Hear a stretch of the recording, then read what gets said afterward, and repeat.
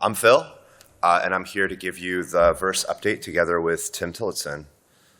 So let's get started. So the agenda is first I'm going to review the verse programming language and some of the things in case you don't know what it is already. Then I'm going to go into new language features that we've shipped in the last year. And then I'm going to go into some of the details about our language versioning policy, a new feature that we've added called runtime error telemetry, another new feature called incremental garbage collection. Then I'll give you an update about transactional memory in verse, our reference implementation, the new virtual machine for verse that we're working on, and then I'll hand it off to Tim for the verse framework update. So what is verse? Verse is a new programming language that's intended to be just code. So all of the things in your game and all the things that you would want to do in your game, like accessing a database, communicating over a network, all of these things are expressible as language constructs. So rather than having to have a mix of JavaScript, SQL, CSS, whatever, in verse, you just write code. You just write code in verse. Verse is a transactional language. This is our plan for how to enable concurrency, parallelism in verse, and also to support things like accessing databases and doing networking. In verse, your code is always running in a transaction, which means that you can abort the transaction and it's as if nothing ever happened. And that'll also allow us in the future to allow code that you wrote that is seemingly sequential code to be run in parallel. And verse is just one language for everything from the code to the data to markup. What that means, for example, is if you have an asset in your game, then that asset shows up in verse as if it had just been a verse class that's being instantiated. What we shipped a year ago is a subset of the language that we're calling beta verse. And what we're working towards is the maximal version of the language, which we're working on specifying, and that's what we call max verse. So between a year ago and the future, we're going to be incrementally adding features to the language so that they're backwards compatible to beta verse and forwards compatible to max verse. And I'll tell you a little bit more about max verse and our plans there later in the slides. So now let me go into some of the new language features we shipped in the last year. A super exciting feature is the editable attribute, which allows you to mark up properties in your code more easily for the editor to be able to edit them. A major feature that we added is persistence, and I'll tell you more about how persistence works. Then I'll go into backwards compatibility checking, which is closely related to the persistence feature. And then I'll tell you about new attributes that we've added, experimental and deprecated, that enable better language versioning and better API versioning. Later in the talk, Tim is going to tell you more about asset manifests, which goes back to that thing I was saying earlier about how assets in your game show up as just code. Tim will tell you more about that. Additionally, in the last year, we've refined qualifiers and effects in verse, but I won't go into the details there. You can find more on that online. So I'll be going into the details of these first 5 things. So editable. This is really cool. Say that you have a property in a class called time between attacks to float, and you want to be able to edit it in the editor. You can add the editable slider attribute onto it. That's one of the family of editable attributes you can add. And here, what you can see we've done is we've given it a category. The category dictates where in the editor it'll show up. So the editor will organize your editable properties into categories. And you can even give it a tooltip. So in this case, the tooltip will say the amount of time between each attack. And the category will be tower attack. And then we've constrained the property so that in the editor, you'll only be able to set it to a minimal value of 0.5 and a maximum value of 10 with a default value of 3. And there's a family of additional editable attributes for different types. Slider is just one of them. So now let me talk about persistence. Persistence in verse is closely related to how global variables work in verse.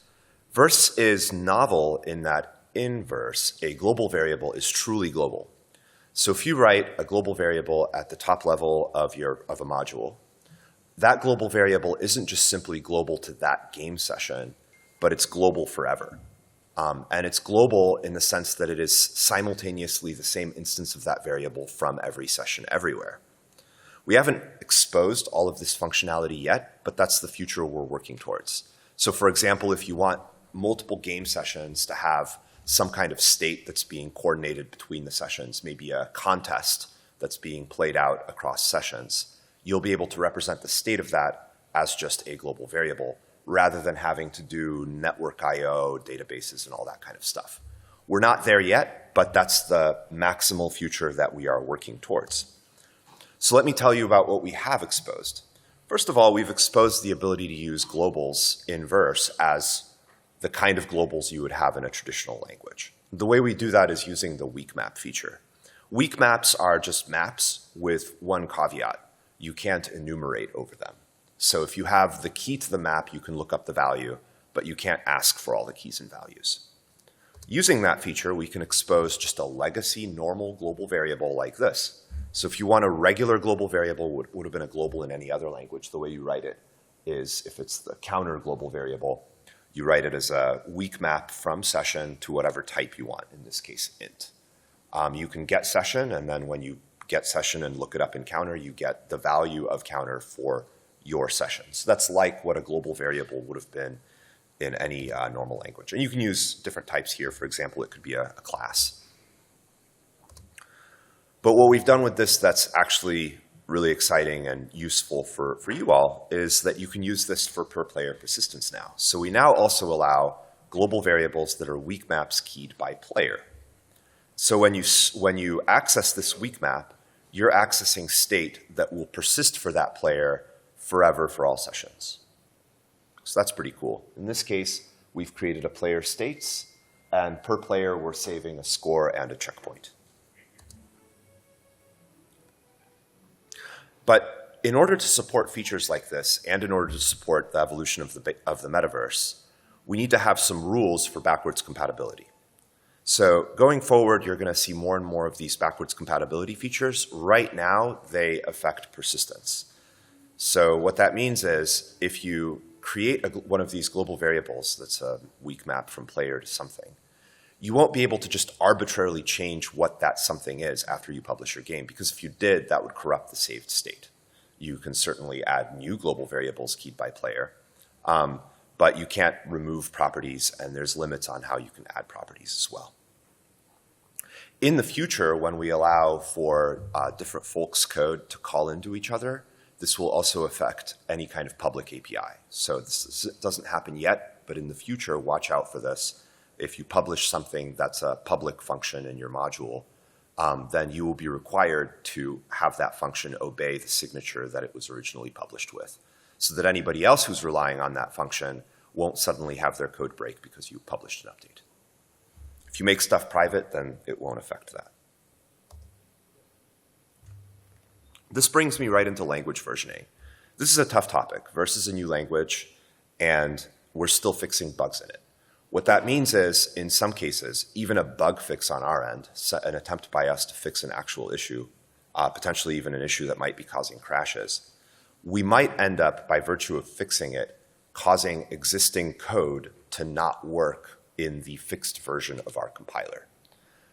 In order to mitigate that, what we've started doing is that language changes are versioned behind the scenes. So if you publish code with some version of UEFN, and then a later version of UEFN includes a bug fix that would have broken code that relied on the broken functionality, so long as you don't republish that project, that live project will continue to be compiled behind the scenes with our compiler switched into a mode where it's obeying the old rules before the bug fix. It's only if you go to republish your project that you will get the bug-fixed compiler that will potentially reject your code or give you the different behavior. Now, caveat here is that since in verse the assets are treated like verse, that means that if you publish an update that has no changes to your code but does include any other changes, then that means that the verse code is going to now be compiled under the new rules. So any kind of republishing of your project is going to encounter this. Obviously, as we evolve and make the language more stable, we hope that we just won't have to do this ever. But if we do have to do it, we're going to do it in a way that's mindful of the fact that we don't want to break your existing experiences, even if they're relying on functionality that wasn't supposed to be there, that was broken.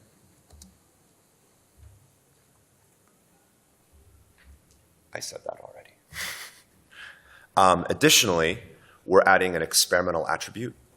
When you go to the scene graph talk, for instance, one of the things about the scene graph is it's originally going to be released as experimental.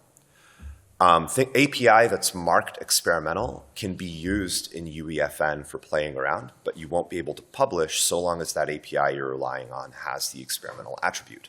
So then that will give us an opportunity to have some time for feedback where we aren't locked into supporting whatever behavior is still experimental. And then when we drop the experimental attribute, then you'll be able to publish. Conversely, we've also added the deprecated attribute. The deprecated attribute right now is just informational, but the goal of it is that when we mark something deprecated, that means that the function is still available behind the scenes for already published projects. So us marking something deprecated isn't going to break live experiences. But if you try to go and publish an update to a project that uses deprecated API, in the future, that will mean that you'll have to switch away from using that deprecated API. But if you don't republish, your experience will keep working. We're going to make sure that even deprecated APIs keep working for projects that are abandoned for whatever reason or just simply not republished because y'all like them the way they are.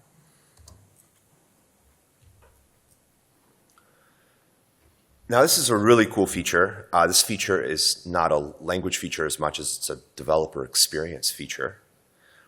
We are soon going to release the ability for creators to look at runtime error telemetry for their published projects. So this is really cool. You'll be able to go to a URL that'll be part of our content service. You'll find out the URL when this is all ready to go. And you'll see top runtime errors and stack traces. So you'll no longer have to be in a situation where one of your friends is playing the game, they say something bad happens, and then you don't know what happened. You'll at least know if it was a runtime error, you'll know what it was. So that's really exciting. All right, now I want to tell you about my favorite feature. Since the end of the year, we've switched UEFN to using an incremental garbage collector. One of the challenges of using garbage collection is that it might hitch. It's not unusual for a garbage collector to need more than the amount of time you would have normally taken for a frame to stop everything, perform reachability analysis, and then free the objects. It's already been the case for years that Unreal Engine does the sweeping part of the garbage collector incrementally, but the reachability analysis had to be one stop-the-world hitch. But since the end of the year, we fixed that. And in UEFN, the garbage collector is incremental with an upper per frame limit of 2 milliseconds. So if you had a garbage collection that would have required, 30 milliseconds in order to perform reachability analysis, now what that'll mean is that it'll happen across 15 ticks, with each tick doing 2 milliseconds of work. And what's really great about this is that it's coming to UE 5.4, so anybody who's a UE developer will be able to turn this on in their experience. And the way that you would do that if you're a UE developer is you would set these console variables. If you're a UEFN developer, you don't have to do anything. You just get this by default. So let me just review a little bit about why hasn't this always been the case. It hasn't always been the case because it's actually a hard problem. It took a lot of work to fix this. So when the garbage collector is performing its reachability analysis across multiple ticks, that means that it's performing a graph search of the heap concurrently to the program changing that heap. The program might allocate additional objects. It might change references between objects. The way that we handle that is that new objects are allocated already marked reachable, which means that any objects newly allocated during that incremental reachability analysis phase just skip that phase. The phase just assumes that they're live. It'll be the next reachability analysis that will potentially delete them. And every store to a heap a field in the heap that points to another object is instrumented so that it marks the newly pointed at object the moment that you do the store. Behind the scenes in Unreal Engine, the way that works is the t-object pointer wrapper that we've added to all pointers to UObjects that are in the heap. So that's a refactoring that we've done in Unreal Engine and Fortnite. You don't have to use t-object pointer if you're a UE developer on the stack. So if you have local variables, your local C++ UObject pointers can just be traditional pointers. The garbage collector doesn't need to know about what you do about those during the reachability analysis. So if you want to use C++ references or pointers on the stack in local variables, totally fine. You only have to use them for pointers between UObjects. And the overhead of this is actually shockingly small. On a lot of workloads, the overhead of the t-object pointer barrier is 0. It's just not measurable. In extreme cases where we've been able to measure it, it's somewhere around 0.5%. Reason why is that the fast path of this instrumentation is just a load of a global variable and a branch on that global variable, and that's it. And it's uncommon that we end up taking the slow path where work actually happens, hence the very low overhead. Next, I want to tell you more about transactional memory. Transactional memory is a major feature of Verse. It's kind of fundamental to how Verse works, and it's fundamental to how we'll be able to do some of these exciting things like having a global variable that's shared between sessions. So let me go over 3 parts of this. One is AutoRTFM, which is a technology that we've started to deploy. Then I'll tell you about the plan for pervasive transactions and for global state. AutoRTFM stands for Automatic Rollback Transactions for Failure Memory. We just had a blog post that we published about it. Basically, what this gives us is Verse's transactional memory semantics in the engine C++ code. It's a new version of Clang that we developed, so it compiles the engine C++ code in such a way that when that code is called from Verse, that C++ code gets Verse's transactional memory semantics. What that means is that if you call into native code from Verse, of course, if you're a Verse programmer, you don't know what the native code is or isn't. If you happen to call into native code, that native code will, like Verse, have this behavior that if you abort the transaction, for example, by failing in a failure context or getting a runtime error, whatever stuff that C++ code would have done will be undone. And what this is going to take us towards in the future is the ability to run Verse gameplay code in parallel using transactional memory, even though the heavy lift of a lot of that code is the stuff that C++ code does when Verse calls into C++. The way that this will ultimately surface to the user is you won't have to write transacts everywhere. Right now, if you have a function that participates in transactions, which right now the way that that's exposed is if it has the decides effect, you also have to slap the transacts effect on there. And that's a way of revoking the no rollback effect, which is secretly placed on a lot of native functions.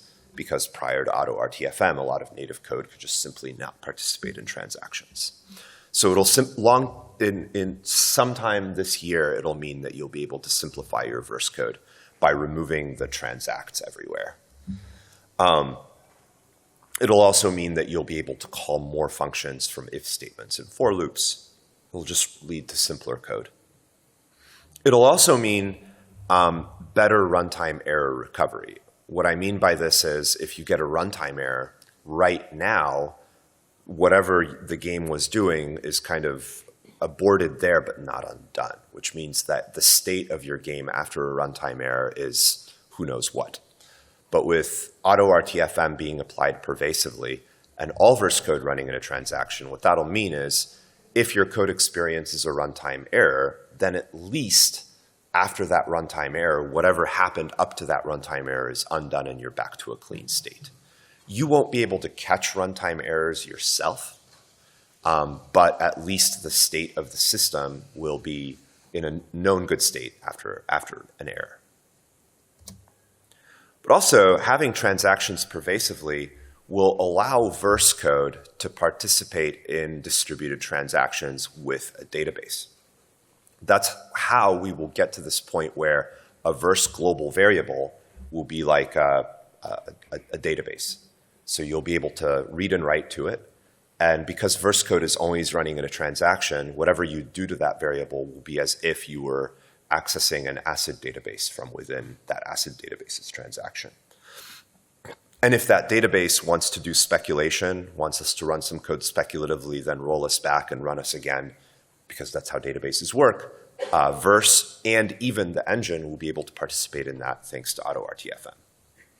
So this is sort of the build up to that moment when we give you global variables that are truly global. Now I want to tell you a little bit about where we're going with MaxVerse. So far when we talk about MaxVerse, it's like a thing we know about internally, but there's not a lot available externally about it. So we're racing to create a reference implementation. It's not written in C++, it's not meant for the engine. It's actually written in Haskell. And we're going to release it as an open source thing, as well as a thing you can run in your web browser. So this will show you where the verse programming language is headed. And the promise is that the verse in UEFN is always going to be a strict subset of that and grow until it becomes that, which will allow us to perform validation as we go. So the reference implementation will be the standard that we compare against.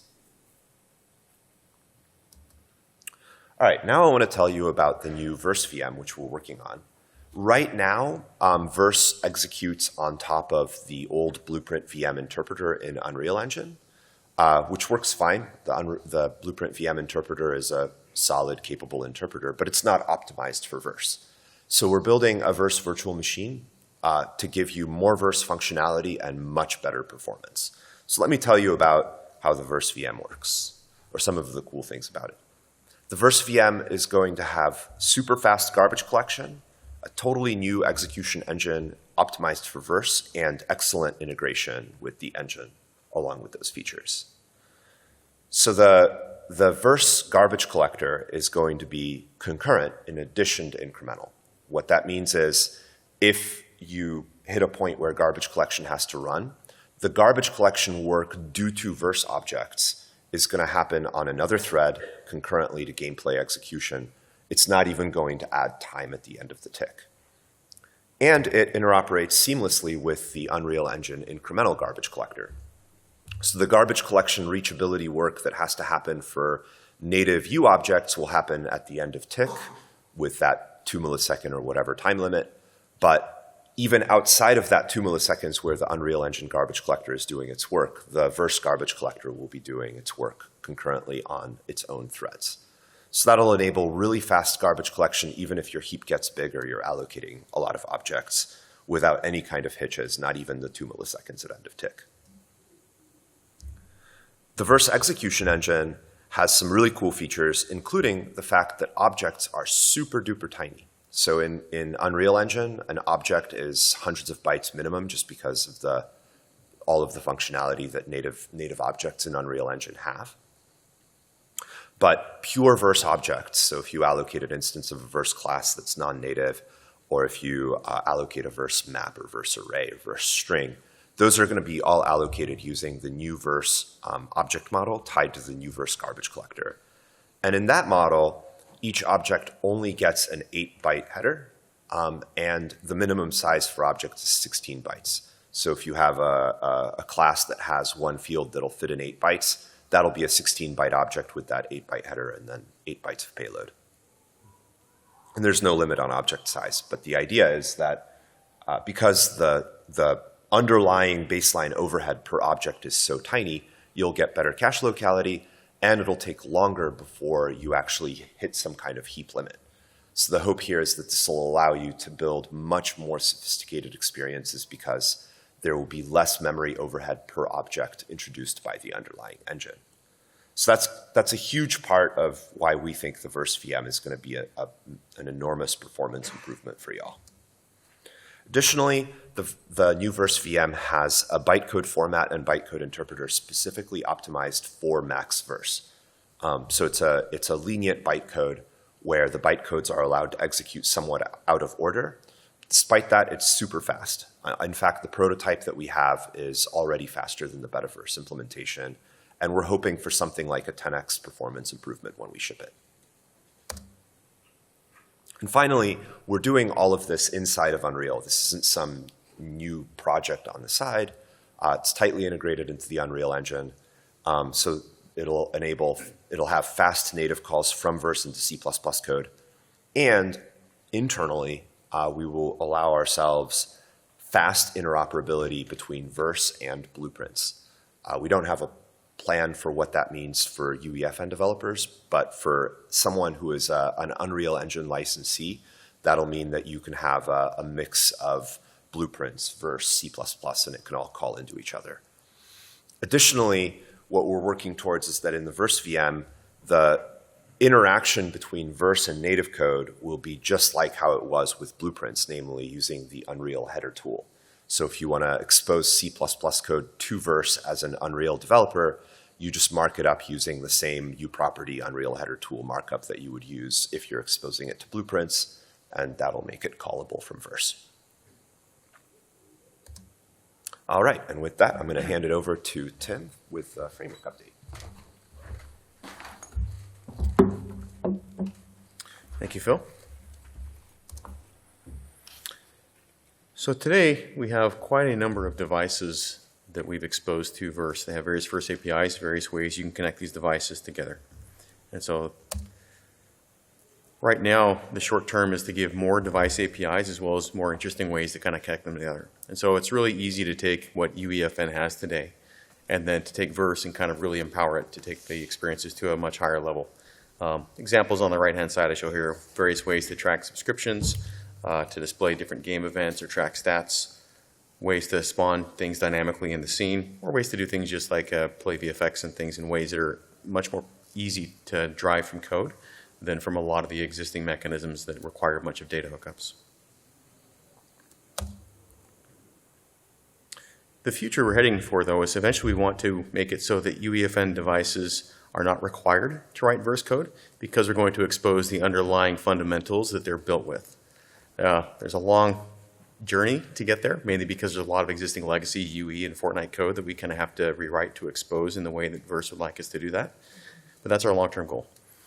We also want to give the ability for Verse developers to write Fortnite creative devices and to publish them so that people who don't write Verse code and just purely want to write their games using Fortnite creative on the console can use the tools that Verse developers create internally. So we don't have a timeline on this yet, but this is kind of where we're headed.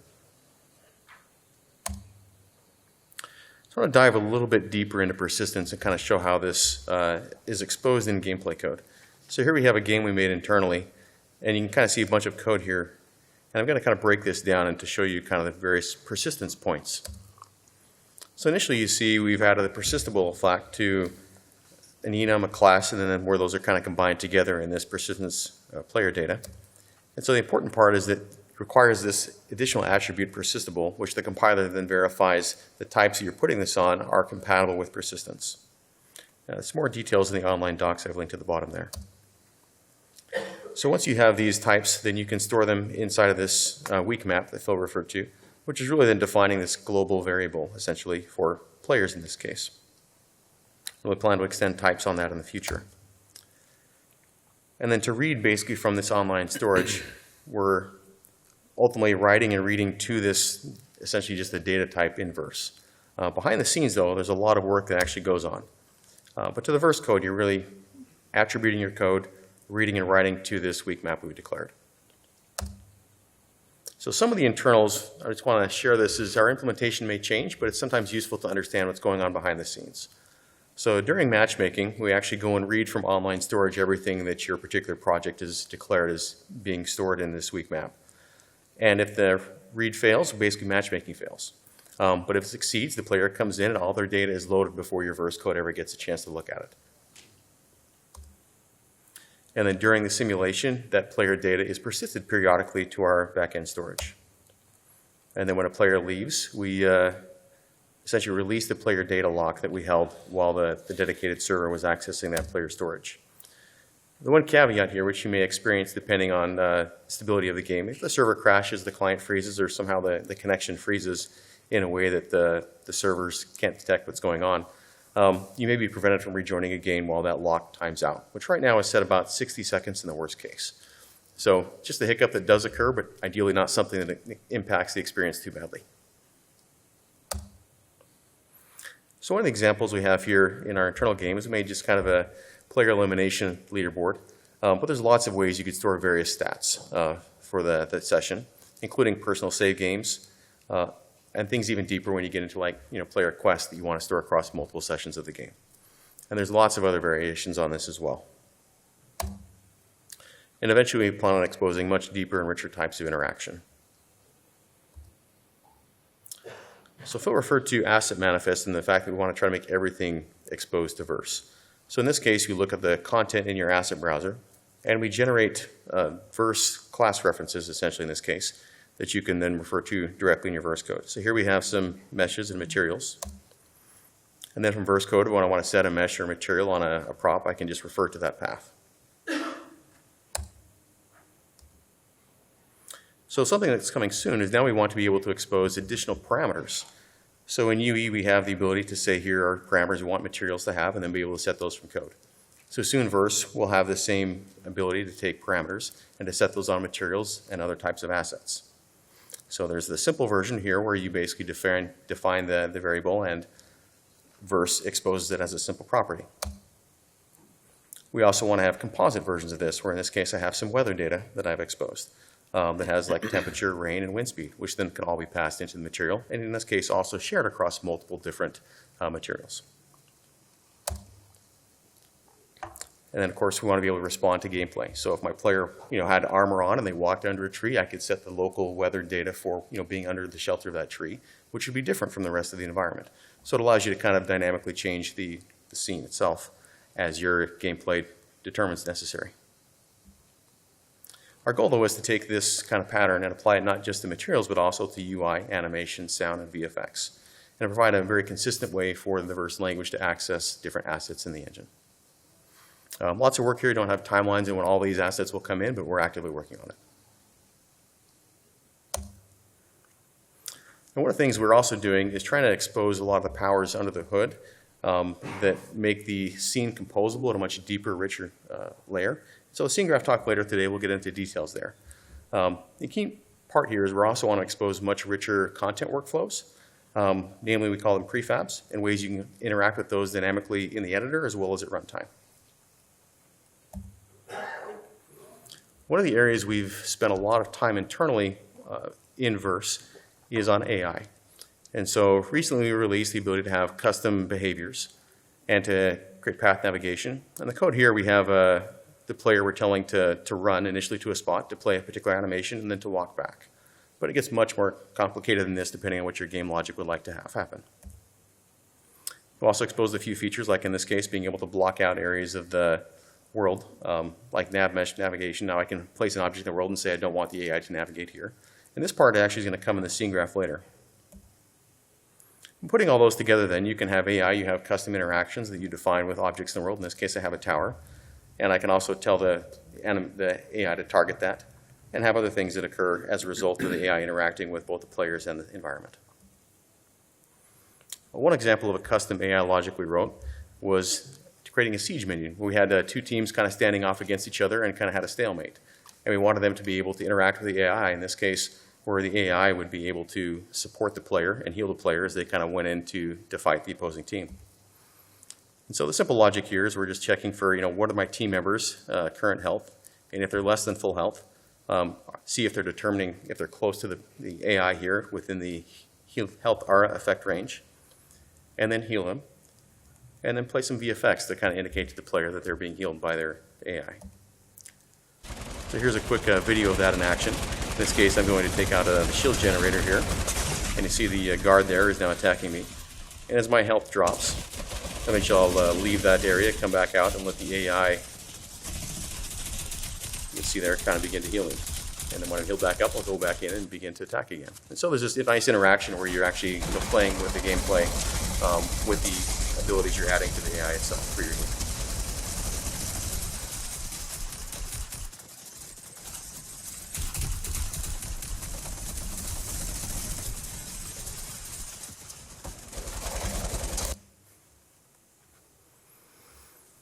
lot of the AI right now is exposed through an NPC spawner device that came out earlier, I think it was end of last year, early this year. But it supports a lot of different types of NPCs. And so a lot of this, you'll notice in there, the second guard behavior, you'll see there's a verse behavior. So there's a default behavior that Fortnite gives them, but if you want to write your own custom behavior, then you'd select verse behavior and write your own custom verse script here. And down at the bottom, you also see a cosmetics section. So you can kind of put in, there's a whole bunch of variety of cosmetics we've exposed for you to kind of customize your AI. And down at the bottom here, I have some links to docs on NPC spawner, as well as metahumans can be used here as well. And so the nice thing about this is all the talks you've seen on metahumans here at GDC are allowed to do here on the NPC spawned AI as well. And we also have different AI in Fortnite, like wildlife. And there's more we're working on internally that will eventually arrive here as well. But a lot of the AI behavior, if you're interested, I would encourage you to go check out the Stronghold template. This kind of walks through basic AI behavior. So in this case, the Stronghold template has like some pathing defined, guards there, as well as interactions when the player comes within a certain range, how they respond and attack to the player. And there's all sorts of custom logic you could write on how you want your AI to interact with players. So here we see the player then beginning to assault the base that our AI are defending. And there's also perception that the AI has that will expose a little bit more powers in the future, particularly using the scene graph and ways to control that. But here you have the AI begin to engage the player. And there's ways you can control that kind of perception as well from verse and interact with it directly. So in the future, particularly with the scene graph, we're going to give you the ability to customize these in greater detail. And our goal, though, is to give you all the same control over the Fortnite AI that we have internally, and then eventually to give you the ability to write custom AI logic, including some of the more powerful AI tools dealing like with state machines and behavior trees. But that's kind of long-term roadmap where we'd like to head, and there's a lot of work kind of internally we have to iterate to get there. One of the pieces that we spent a lot of time internally on in part of the sandbox we created with Lego Fortnite was physics. And so when the scene graph releases, we'll have the ability for you to deal with scene queries, particularly overlap. And then shortly thereafter, we'll have collision responses you'll be able to write yourself, and then have deeper physics integration over the course of the coming year or two. And so I'd encourage you to go look at the Physics in Lego Fortnite talk replay, if you haven't seen that already. It kind of gives some of the richness that we plan on exposing here eventually. When you put all these pieces together, you kind of have a lot of creative possibilities from all the different games we have in Fortnite. We're trying to expose all these to creators, so you have kind of a large sandbox. In this case, we have music, plus minifigs. There's many possibilities you can imagine, depending on what kind of IP or games you would like to use. Here's an example we built for the village that plays with camera and different ways you can interact with NPCs. So I encourage you to look at all the different examples we have out there and ways that you can kind of use these tools in your games. And here's a list of some of the different talks, particularly that were tie into the control you can have with verse with these different IPs. Some of them dealing with how I can control the styles dynamically via code. Other times you can use the cool things we've done with MetaHuman to control kind of the animation there. And so I highly encourage you to go check out these various ways in which you can expose your games to verse and control them much more richly than you can without using verse. But our goal really is to take all the powers we have in UE and to give those to the UEFN developers and to allow verse and the powers we have with being able to profile, look at all the various engine APIs, have the AAA level of diagnostics to see what's really going on behind the scenes, and eventually even make verse much more performant than Blueprint. And so our goal is really to make all of this ecosystem and verse itself be kind of this core of AAA gameplay. And a big shout out to thanks for everyone who's helped build this over the last year or so. And again, lots of people have been actively working on this behind the scenes. So I'd like to give them a shout of thanks for everything they've done.